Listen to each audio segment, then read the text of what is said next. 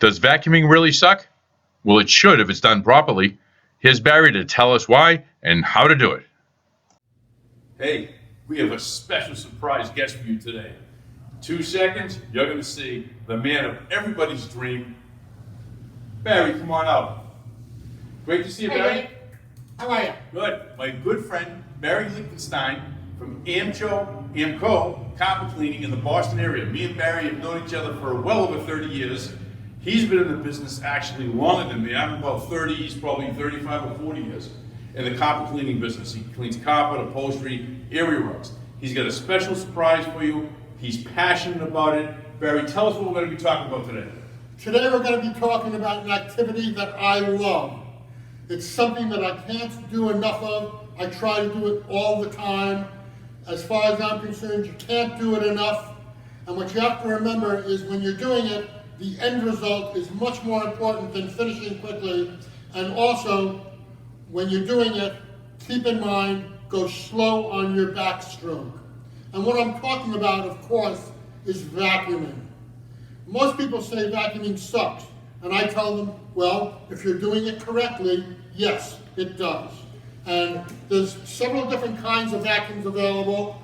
There's several here on the carpet with us, and you may recognize most of them.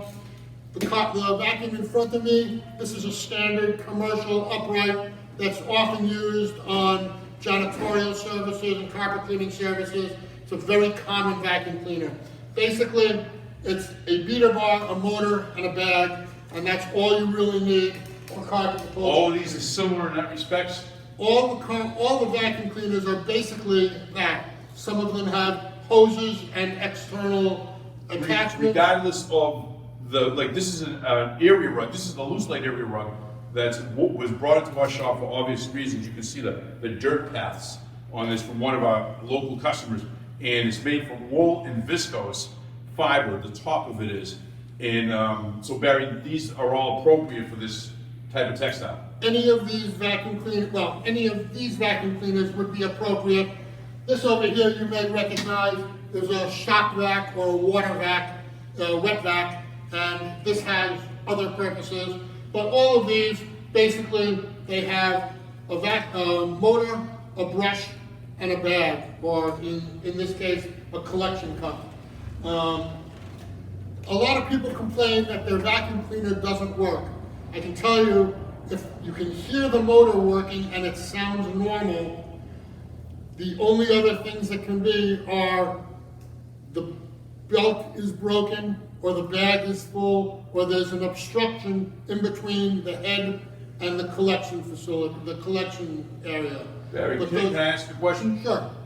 Why are you obviously very passionate about vacuuming, more than any carpet cleaner I've met in all my years in this business, but why are you passionate about it? What makes vacuuming so important when you're cleaning and maintaining your residential or your commercial floor covering? Glad you asked that, Dave. So vacuuming is very important because it is the loose soil in carpet that causes all the wear, all the damage, and all the visual problems with the carpet. Typically, more than 70% of the soiling in carpeting is loose, dry soil, which can effectively be removed through vacuuming.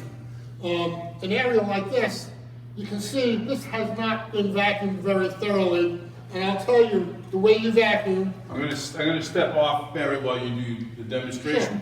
The way you vacuum is everybody in the world vacuums backwards. Everybody in the world vacuums like this. They go slowly forward with the vacuum and then pull it back. And go slowly forward with the vacuum and pull it back. That's exactly opposite how the vacuum mechanically works.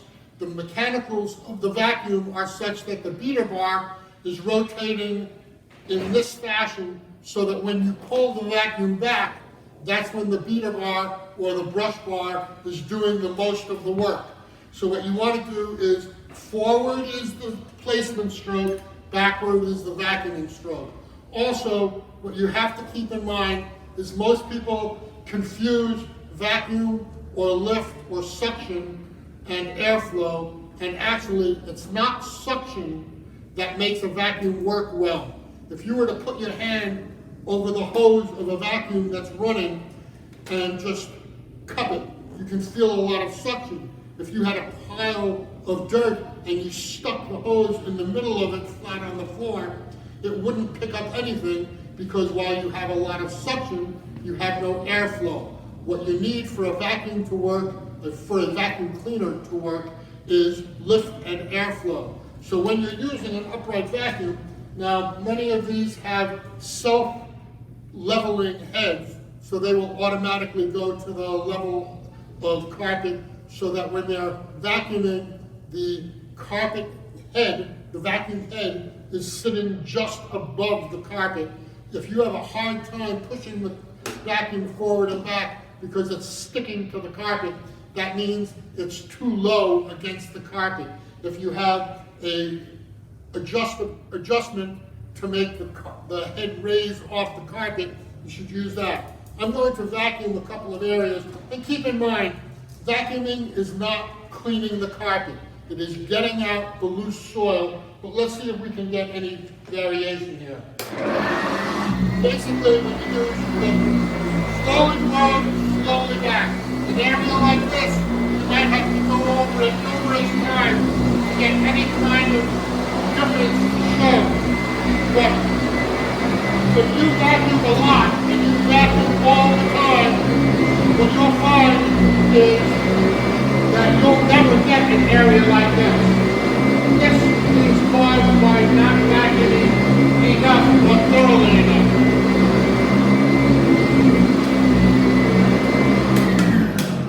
If you have an area that's very severe, what you might want to do is to go slowly in two different directions.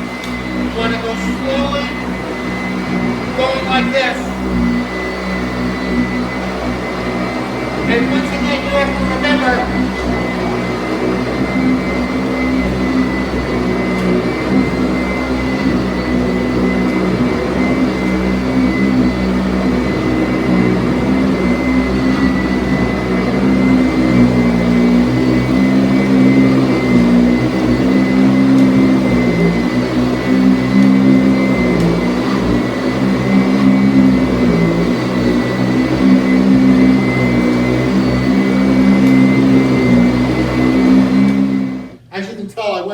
directions to get airflow from different directions of the nap. The question I have for you, Barry, is I happen to know this carpet. It came from one of our customers. It's this area rug, according to the customer, is 2 years old, and you can see where it's clean is where furniture has sat, and this is the traffic lane where people sit in front of the sofa.